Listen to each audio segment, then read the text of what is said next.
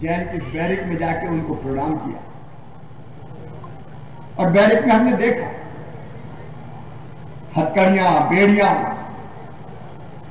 हाथ से चलाने वाले कोलू, उन गाड़ियों के पहिए भी थे जिसमें जेल में सामान आता था खाने का, सिलबट्टा कूटने के और पीसने के अनेकों सामान, और फांसी के पहले जिससे रिहर्सल करते हैं लकड़ी का पुतला, वो भी देखा। संभाल के वो चीजें रखी गई। नेताजी से जबलपुर की कई स्मृतियां जुड़ी है। आज मेरे मन में यह आया कि उसी जेल में जाने का एक अलग द्वार बना के नेताजी जिस बैरिक में रहे, ठीक वैसे ही जैसे अंडमान निकोबार पोर्ट ब्लेयर में स्वतंत्र वीर सावरकर सेल्वर जेल में रहे थे, तो उनकी स्मृतियां सजा के रखी है। नेताजी की स्मृतियां भी वहां सजा के रखी जाए। एक चित्र प्रदर्शनी करें जो जन्म से लेकर और अंतिम समय तक, अंतिम समय तो किसी को पता नहीं क्योंकि विवाद है कि विमान में जब वो बैठे थे उस समय विमान दुर्घटना में वो गए कि नहीं गए, लेकिन उनके व्यक्तित्व और कृतित्व को संजो कर रखा जाए। एक डॉक्यूमेंट्री फिल्म भी बने जो नेताजी सुभाष चंद्र बोस के जीवन को दर्शाए। नेताजी आपके चरणों में प्रणाम, पूजे न गए शहीद तो फिर ये मंत्र कहां से आएगा, तोपों के मुंह से कौन नकर, छातियां अपनी अड़ाएगा, चूमेगा फंदे कौन, चूमेगा फंदे कौन, गोलियां कौन बक्स में खाएगा, अपने हाथों अपने मस्तक फिर आगे कौन बढ़ाएगा, पूरे न गए शहीद तो फिर ये बीज कहां से आएगा, धरती को मां कहकर माटी माथे से कौन लगाएगा। और इसलिए शहीदों की स्मृतियां हमें प्रेरणा देते रहे, इसलिए पूजा जरूरी है। मैं अमर शहीदों का चारण उनके यश गाया करता हूं, जो कर्ज राष्ट्र ने खाया है मैं उसे चुकाया करता हूं। नेताजी आपने जो किया था यह जबलपुर की धरती साक्षी इस बात की कि नेताजी सुभाष चंद्र बोस कितने लोकप्रिय थे। यह कांग्रेस का अधिवेशन हुआ और उस अधिवेशन में महात्मा गांधी जी के उम्मीदवार प्रतापी सीतारमैया जी को हराते 230 वोटों से हराए, 230 वोटों से हरा के नेताजी सुभाष चंद्र बोस कांग्रेस के अध्यक्ष बने थे और तमाम सब कमानियां गए थे। एक विशाल जुलूस निकला, नेताजी थोड़े अस्वस्थ थे, वो नहीं कहता है कि गाड़ी में तो उनके चित्र को लगा के और जबलपुर के नौजवानों ने उनका जुलूस निकाला। गांधी जी से मतभेद होने के कारण बाद में उन्होंने 7 मिनट ब्लॉक बनाया, कांग्रेस उन्होंने छोड़ दी। और जब उनको लगा कि केवल अहिंसक आंदोलन से अंग्रेज वापस नहीं जा सकते, भारत माता के पैरों से स्वतंत्रता की बेड़ी अगर काटना है तो अंग्रेजों को भगाने के लिए सेना भी बनानी पड़ेगी। तो आजाद हिंद फौज विदेशों में जाके बनाती नेताजी ने। कितनी कठिनाइयों से कलकत्ता के अपने घर से देश बदल के निकले और उसके बाद आज जैसे पाकिस्तान कहते हैं भारत का जो अभिनंग है, वहां से होते हुए काबुल पहुंचे और काबुल से निकल के फिर वो जर्मनी पहुंचे, वो हिटलर से मिले, स्टालिन से मिले और उन्होंने वहां संकल्प दिया कि मैं आजाद हिंद फौज बनाऊंगा, विदेश की धरती पर जाके भारत को आजाद करने के लिए एक फौज खड़ी कर दी नेताजी सुभाष चंद्र बोस ने। और उन्होंने उस समय मंत्र दिया, तुम मुझे खून दो मैं तुम्हें, अरे जोर से बोलो, मैं तुम्हें, तुम मुझे खून दो मैं तुम्हें आजादी दूंगा। और नेताजी की आवाज अनेकों लोग जिनमें भारतीय सैनिक भी थे जो पहले अंग्रेजों की तरफ से लड़ रहे थे, आजाद हिंद फौज में शामिल हो गए। और जिस सभा में वो बोले थे सिंगापुर में, जनता जनार्दन के पास जो कुछ था आजाद हिंद फौज के लिए उन्हें समर्पित कर दिया था। बहनों ने अपने गहने उतार उतार के भेंट कर दिए थे कि नेताजी लड़ो देश की आजादी की लड़ाई। और 1947 से पहले नेताजी सुभाष चंद्र बोस ने देश के एक हिस्से को आजाद करवा के मणिपुर में भारत का तिरंगा झंडा लहरा दिया था। नेताजी सुभाष चंद्र बोस, उनके साहस को प्रणाम। और सच में एक ही संकल्प आता है कि जिस उद्देश्य से उन्होंने आजादी प्राप्त की, उस उद्देश्य से पूरा करने की हम अपने आप को समर्पित कर रहे हैं। आज एक नेताजी के दर्शन करके आया और एक ने अशोक के घर गया, गरीब अशोक रोहानी जी के घर नहीं,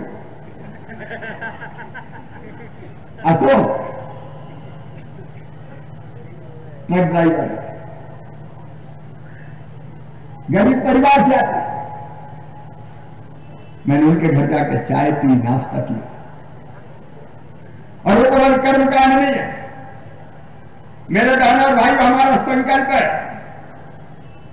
कि मध्य प्रदेश की सरकार पे, मध्य प्रदेश के खजाने पर सबसे पहला हक अगर किसी का है तो वो मध्य प्रदेश के गरीब बहनों और भाइयों का।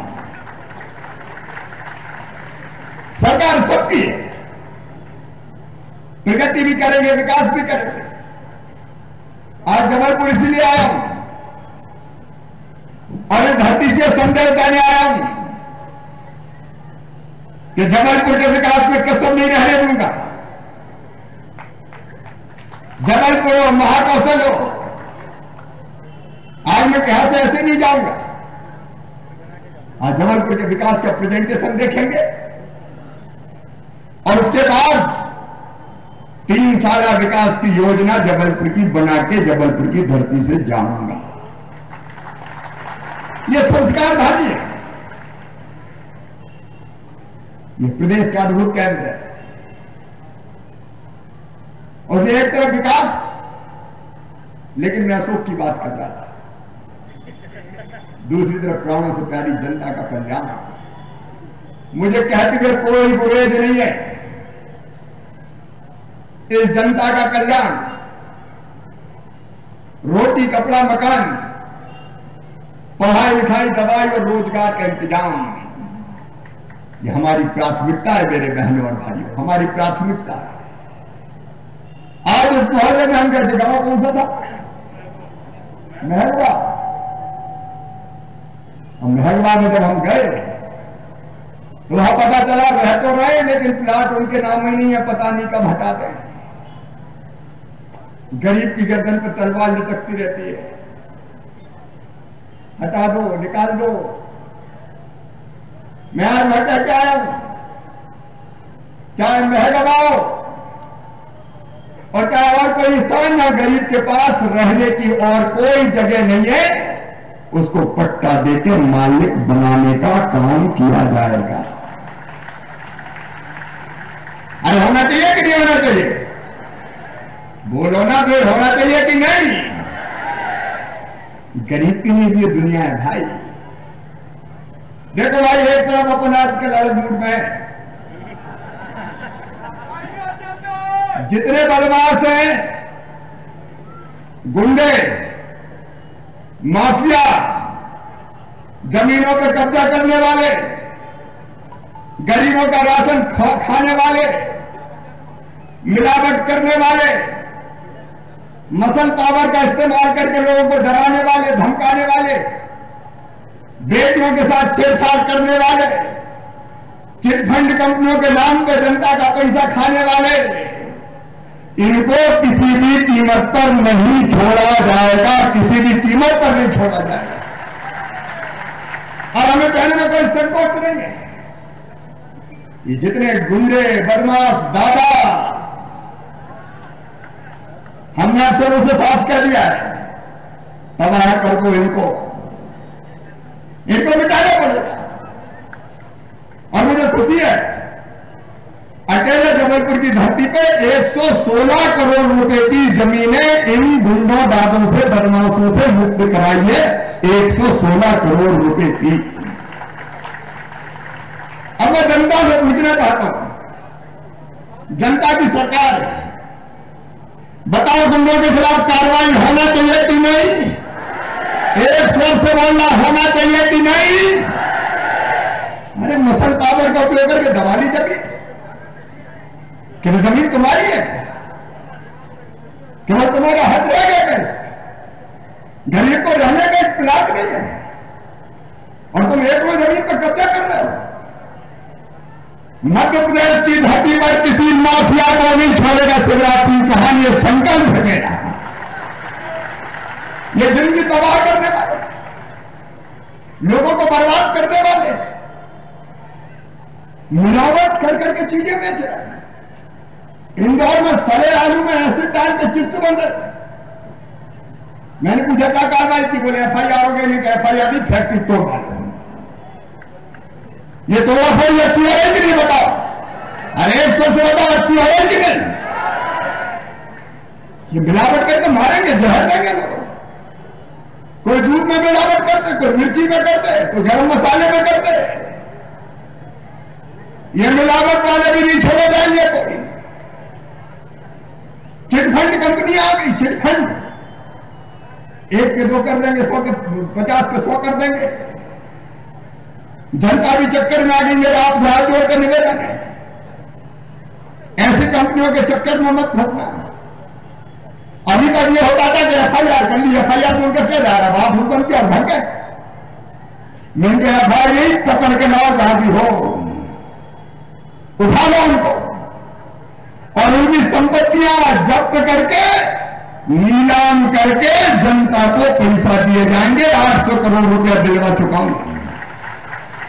नहीं तो ये जानते थे चिटफंड का पैसा आएगा नहीं कभी बात। अब जनता को पैसा नहीं मिले तो एफआईआर को जनता चाटेगी क्या? ले ला के भर जाओ। अब चाहे वो धरती में घुस जाए, चाहे आसमान निकल जाए, पकड़वा के लाया जाए। ये जनता का हक उसको मिलना चाहिए। बेटियों से छेड़छाड़ करने वाले, ये दुर्भाग्यपूर्ण है मेरे बहन और भाई। और मुझे कहने में भी संकोच नहीं है, ये केवल सरकार का काम नहीं है। और मुझे क्या तो तकलीफ होती है। बैतूल के सालनी में घटना हुई, 13 साल की बिटिया चाचा चाचा जिसको कहती थी, वो चाचा उठा के ले जाता और बलात्कार करता है। कैसे चाचाओं को फांसी के फंदे पर नहीं चढ़ना चाहिए? क्या इनको सजाए मौत नहीं होना चाहिए? मेरे बहनों और भाइयों, ऐसे लोगों की असली सजा है सजाए मौत।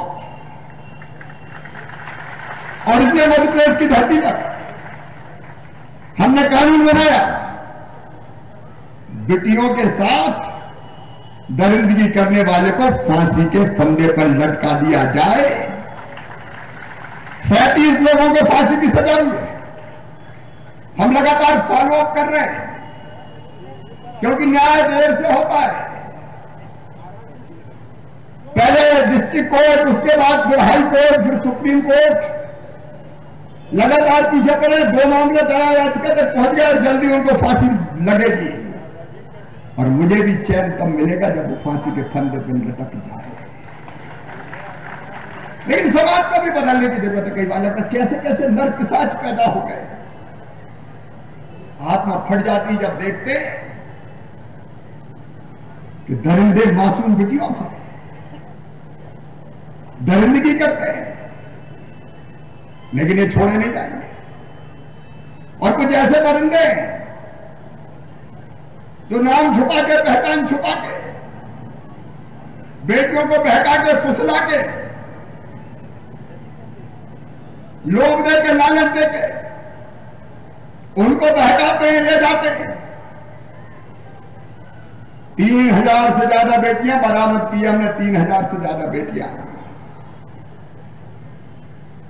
एक लेके आए हम सिकंदराबाद, हैदराबाद के पास। एक नेपाल दूरगंज से लेके आए। अभी तक कोई बड़ी सजा नहीं होती थी, लेकिन मैं साफ कह रहा हूं, हमने कानून बना दिया है। अगर ये नाम बदल के, धर्मांतरित करके लोग लालच प्रलोभन देने का पाप किया तो पूरी जिंदगी जेलों में चक्की पिसवाई जाएगी, आजीवन कारावास की सजा होगी, नहीं छोड़ेंगे। ये कुकित मध्य प्रदेश की धरती पर नहीं चलने दिए जाएंगे। ड्रग माफिया, शराब माफिया, अब ये सामाजिक बुराई भी है। अकेली सरकार नहीं, समाज को भी जगना पड़ेगा, मिलकर काम करना पड़ेगा। नशा मुक्ति अभियान भी चलाने होंगे, क्योंकि जब तक पीने वाले संकल्प नहीं लेंगे तब तक अभियान पूरी तरह से सफल नहीं होगा। आजकल चारों तरफ शराब के खिलाफ ये अभियान चल रहा है और चलाऊंगा मैं, पूरी कोशिश रहेगी माफिया हम समाप्त कर दें। ये ड्रग माफिया वाले गोली खिलाते हैं और एक बार आदत लग गई तो बच्चों की जिंदगी तबाह और बर्बाद हो जाती है। और ये माफियाओं के खिलाफ ये अभियान चलेगा, मध्य प्रदेश की धरती पर चल रहा है लगातार। और प्रशासन भी यह साफ सुन ले कि कुछ कार्रवाई करके बंद नहीं करना, चलते रहना है। शिवराज है, अब भगवान शंकर की तरह तीसरा नेत्र खुल जाए और ये माफिया दफन हो जाए। लेकिन कोई आम आदमी को दिक्कत ना हो, नहीं मिलावट के नाम तो बेचारे गरीब व्यापारी को पकड़ लिया। दुरुपयोग नहीं होना चाहिए। एक तरफ माफियाओं के खिलाफ कार्रवाई और दूसरी तरफ गरीब की जिंदगी, आम आदमी की जिंदगी बदलने की कोशिश। आज मुझे खुशी है, अनेक हितग्राही भाई और बहन कोरोना में मर गए। अभी छोटे छोटे फुटपाथ पर सब्जी भाजी बेचने वाले, हाथ ठेला में सामान बेचने वाले, फुटपाथ पर सामान बेचने वाले, कचौड़ी समोसे वाले, चाय पान वाले, कबाड़ बेचने वाले, छोटे मोटे व्यापारी तबाह और बर्बाद हो गए थे। हमने तय किया, प्रधानमंत्री को मैं प्रणाम करता हूं, सीएम स्वनिधि योजना बनी मध्य प्रदेश में, हमने मुख्यमंत्री स्ट्रीट वेंडर योजना अलग बनाई और 10,000 रुपया बिना ब्याज का देके उनकी जिंदगी बदलने की कोशिश कर रहे हैं, आजीविका की गाड़ी पटरी पर लाने की कोशिश कर रहे हैं। और मैं कलेक्टर को फिर कहना चाहता हूं, पीएम स्वनिधि पे लगातार जोड़ दो। जितने फुटपाथ पे काम करने वाले गरीब हैं उन सबकी मदद होनी चाहिए ताकि उनके काम धंधे की गाड़ी पटरी पे आ सकते। यह अभियान लगातार चलेगा। मैंने कहा रोटी सस्ता राशन मिले उसकी कोशिश है। 1 रुपया किलो गेहूं और चावल, और दूसरी जरूरत होती है गरीब की मकान। हमारा संकल्प है, आज मैं समीक्षा करूंगा शहरी मकान कितने बने और कितने नहीं बने, वो वैसे तो मैं करूं, लेकिन चाहे वो शहरी गरीब हो और जो गांव का गरीब हो, कोई भी कहकर भाई बिना पक्की छत के ना रहे। ये प्रधानमंत्री नरेंद्र मोदी जी का सपना है और इस सपने को पूरा करने में हम कोई कसर नहीं छोड़ेंगे। और ये फिर से मकान देने का अभियान चला, सबको मकान मिले, लेकिन रोजगार भी चाहिए।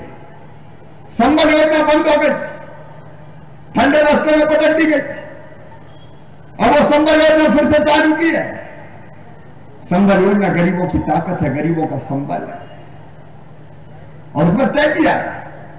देखो मैं अंतरात्मा से हृदय से कहता हूं, गरीब के बेटा बेटी भी पढ़ने चाहिए कि नहीं पढ़ने चाहिए बताओ? अरे बोल का बताओ, पढ़ना चाहिए कि नहीं? गरीब के बच्चों को क्यों नहीं पढ़ना चाहिए? उनमें भी बुद्धि होती है, अकल होती है, क्षमता और प्रतिभा होती है, लेकिन पास पैसे नहीं होते तो नहीं पढ़ पाते। अब मैं आपसे कह रहा हूं बहनों और भाइयों, उस संबल को फिर प्रारंभ कर रहे हैं, और हमारे बच्चे अगर प्रतिभाशाली बुद्धिमान हैं, उनमें क्षमता और योग्यता है, तो उनका एडमिशन कितने भी बड़े कॉलेज में हो जाए, मेडिकल हो चाहे और कोई कॉलेज हो, उनकी फीस संबल योजना के तहत मम्मी पापा नहीं भरवाएंगे, मामा शिवराज सिंह चौहान भरवाएगा, भारतीय जनता पार्टी की सरकार भरवाएगी। उनको भी बढ़ने का मौका मिलना चाहिए, बच्चे पढ़ जाए। और एक और उसमें मेरी बहनों से कहना चाहता हूं, गरीब बहनों वो बंद कर दी गई थी योजना। बेटा बेटी को जन्म देने के पहले हमारी बहनों को आराम तो मिलना चाहिए, पोषण आहार भी मिलना चाहिए। और ये तय किया था 4,000 रुपया जन्म देने के पहले 2 बच्चों तक, और 12,000 जन्म देने के बाद 16,000 रुपया गरीब बहन को मिल जाए लड्डू खाने के लिए, आराम करने के लिए। वो योजना बंद हो गई, अब फिर से वो चालू कर दिया। करना चाहिए कि नहीं करना चाहिए बता बहनों? संबल फिर चालू।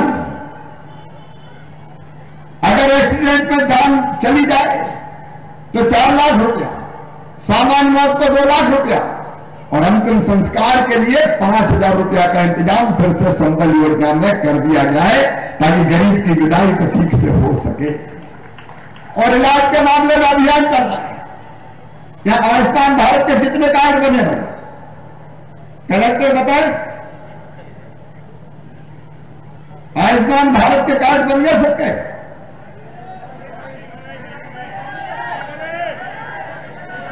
6,80,000 बने हैं, लेकिन कोई भी गरीब शेष नहीं रहेगा जिसके आयुष्मान भारत के कार्ड ना बने इलाज के लिए।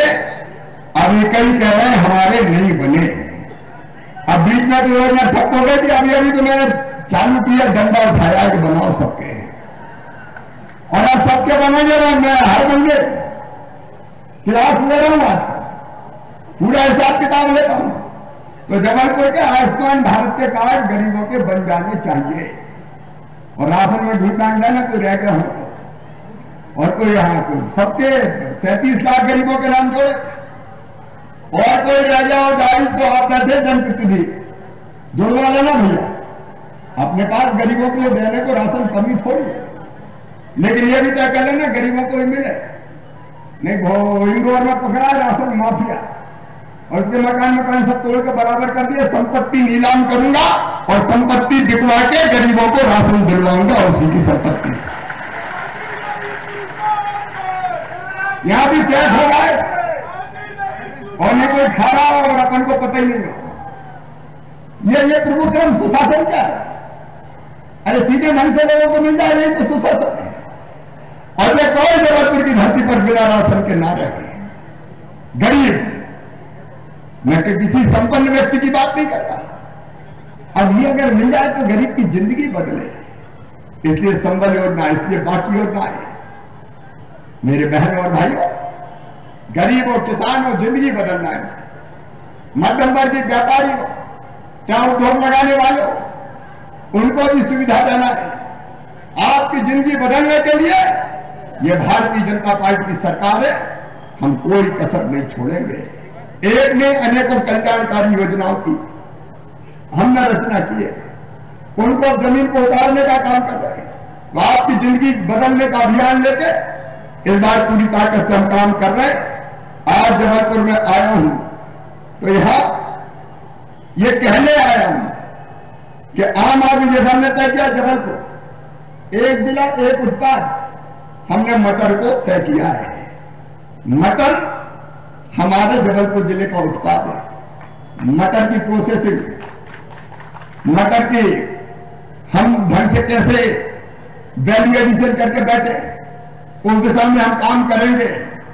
और केवल इतने नहीं, सेल्फ हेल्प ग्रुप की बहनों, चाहे शहरी हो चाहे ग्रामीण हो, अब तक लगभग 800 करोड़ रुपया सेल्फ हेल्प ग्रुप को दिला चुका हूं। हर महीना 150 करोड़ रुपया खाते में डालने का काम चल रहा है, ताकि हमारी बहनें काम धंधे रोजगार से सेल्फ हेल्प ग्रुप के माध्यम से लगे और वो अपनी गरीबी दूर कर सके। संस्कार धानी को उसके अनुरूप विकसित करने में कोई कसर नहीं रखेंगे। आज लगभग संस्कार धानी जब मैं आया हूं तो यहां अलग अलग जो विकास के और निर्माण के काम 80-81 करोड़ के लोकार्पण है, बाकी कोई 50 करोड़ के आसपास शिलान्यास है। लेकिन अभी तो ये अंगड़ाई है। आज जनप्रतिनिधियों के साथ बैठ के पूरा जबलपुर के डेवलपमेंट का प्लान देखेंगे। उसके बाद जबलपुर में और कौन कौन से काम किए जाएंगे। जबलपुर ग्रामीण की भी मेरी योजना है कि हम गांव को भी कैसे ठीक से बनाए, इसलिए गांव का मास्टर प्लान हम बनाएंगे, क्योंकि इतनी राशियां हैं अलग अलग। अगर उनका ठीक ढंग से उपयोग कर सके तो हम गांव को भी बेहतर बना सकते हैं। इसलिए गांव का विकास 29 तारीख को फिर किसानों के खाते में 400 करोड़ रुपया डाले जाएंगे, 4-4 हजार रुपया करके, जो मुख्यमंत्री किसान कल्याण योजना के तहत प्रधानमंत्री जी के 6,000 और हमारे 4,000 वो डालने का क्रम लगातार जारी रहेगा। जबलपुर के विकास में और यहां की जनता के कल्याण में कोई कसर नहीं छोड़ेंगे। आज अनेकों योजनाओं का लाभ या हितग्राहियों को दिया जाएगा। जबलपुर बहुत दिनों से मेरी आने की इच्छा थी, क्योंकि जबलपुर के बिना मध्य प्रदेश की कल्पना नहीं की जा सकती। यहाँ नर्मदा मैया, यहाँ का भेड़ा घाट, यहाँ का डुमना जो हमारा नेचर पार्क है, यहाँ के ताल, एक नहीं रानी ताल, चेरी ताल, आधार ताल, ये अद्भुत है जबलपुर सचमुच। इसकी विशेषताओं को ध्यान रखते हुए, इसकी परंपराओं को बनाए रखते हुए जबलपुर का शानदार विकास किया जाएगा। उसमें कोई कसर नहीं छोड़ेंगे। और मैं हूं, आप चिंता मत करना, चाहे जबलपुर हो चाहे महाकौशल हो, उसका हक उसको देते रहेंगे।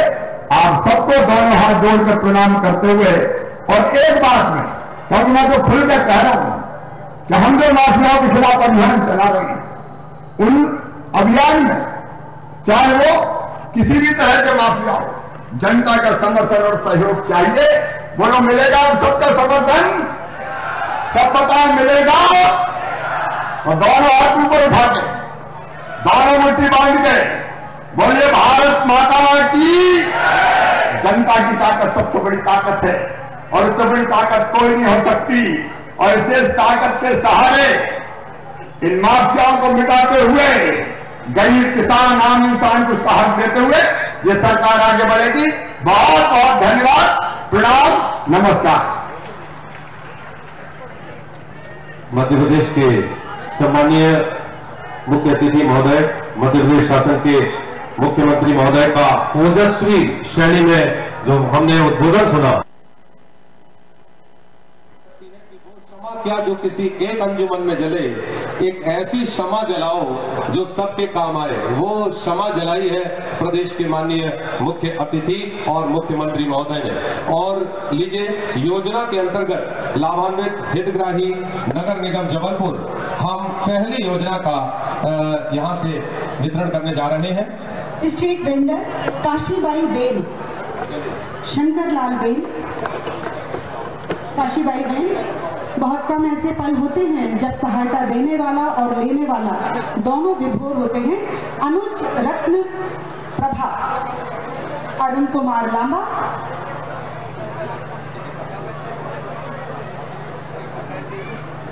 और सिंगरौली को सिंगापुर बनाना, जबलपुर को जापान बनाने का विजन रखने वाले मुख्यमंत्री हमारे बीच हैं। कृपाल सिंह, पिता वंशीलाल।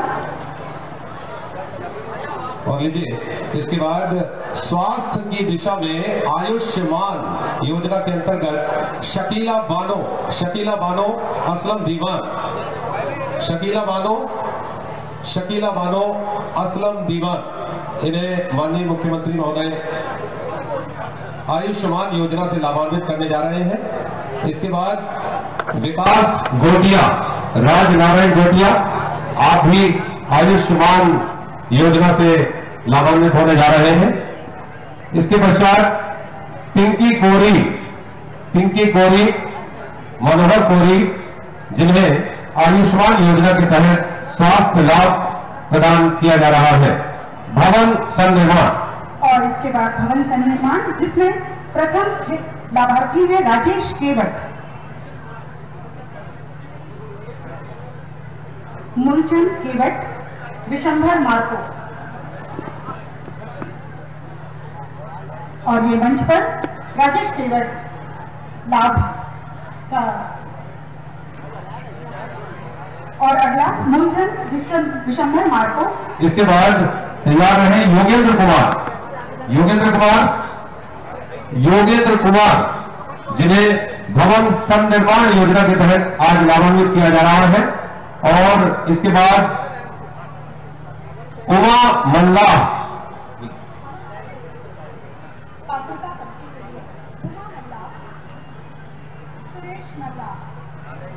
और अंत में लीजिए, सबसे अंत में हम मध्य प्रदेश राज्य ग्रामीण आजीविका मिशन के अंतर्गत श्वेता सोनी को 1 करोड़ रुपए के इस लाभ से लाभान्वित करने जा रहे हैं। जोरदार तालियों से इनका अभिनंदन कीजिए।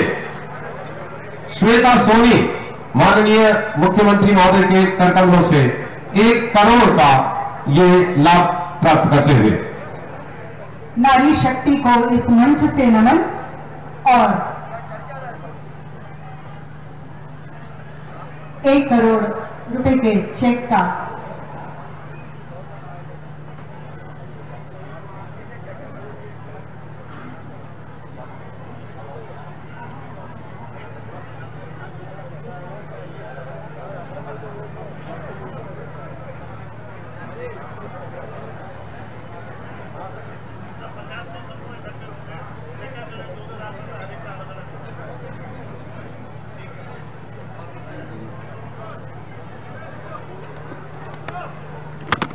और अंत में हम